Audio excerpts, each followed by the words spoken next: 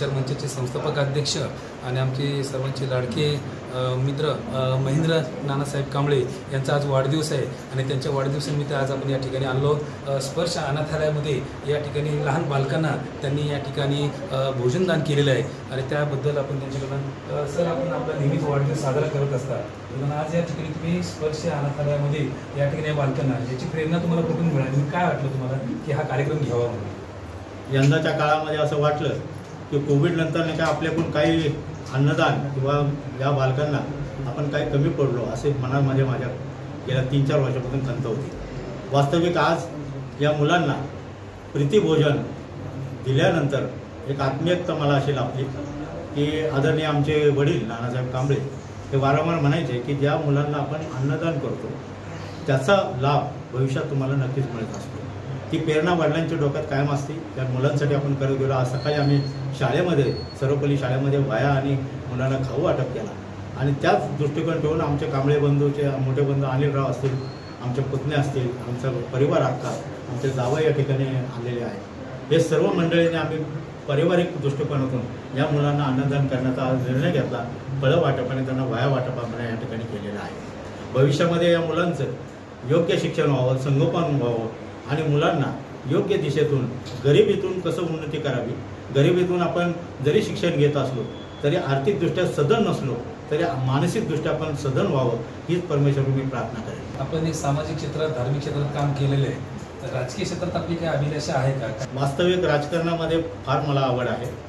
अनेक वेळा प्रयत्न केले, गेल्या 2 वर्ष 10 वर्ष थोडंसं राजकारणाचा बीट आला मला, परंतु आत्ता काँग्रेस पक्ष असेल, आमचा राष्ट्रवादी शिवसेना असेल किंवा बोपोडीमध्ये आता राजेंद्र भुजबळांच्या नेतृत्वाखाली पवळेंच्या नेतृत्वाखाली काँग्रेस पक्ष पुन्हा एकदा उभारी घेण्यासाठी प्रयत्न करत आहे। सर्व सरांच्या राजेंद्र भुजबळांच्या मार्गदर्शनाखाली सरांच्या दृष्टिकोनातून आणि नवीन आमचे सगळे टीम तयार करून वास्तविक बोपोडीमध्ये पुन्हा एकदा आमचा काँग्रेसचा बालेकिल्ला मजबूत कसा होईल त्या दृष्टीने नवीन पावलं उचलले जाते। सर आज महेंद्र कांबळे सामाजिक कार्यकर्त्यांचा वाढदिवस आहे, आपण त्यांना काय शुभेच्छा? खरं तर हा खूप स्तुत्य उपक्रम त्यांच्या पुढाकाराने आज इथे पार पडला।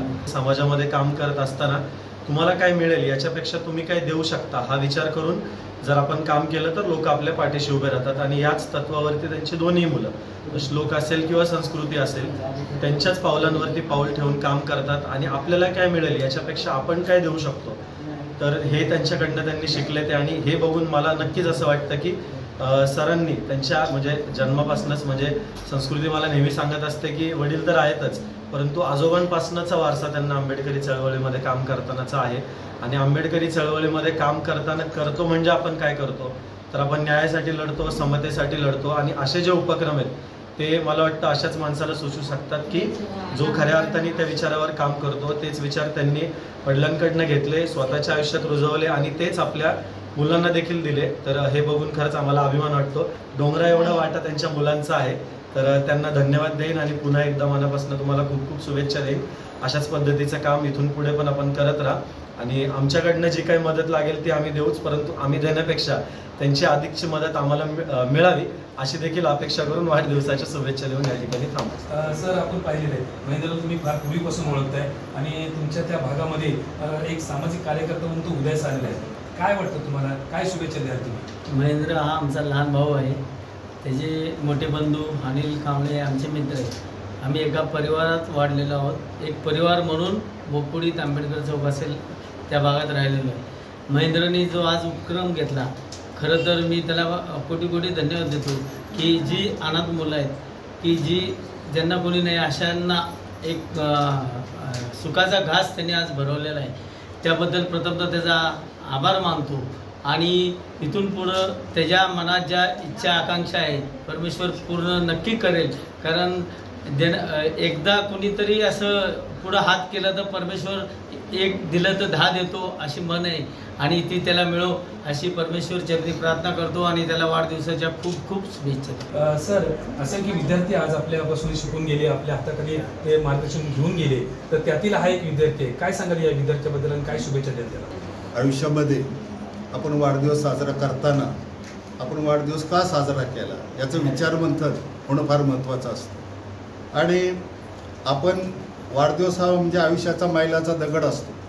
हे मैल आपण जेवढं वर्ष पूर्ण केले तेवढे ते मैल पूर्ण केलेले असतात। त्या दगडावर उभं राहायचं आणि मागं वळून पाहायचं आपण किती आयुष्य जगलं आणि कसं जगलो, आणि त्याच्या पुढील आयुष्याचा वेध घ्यायचा की आपण पुढं कसं जगायचं आणि आयुष्याचा वेध घ्यायचा.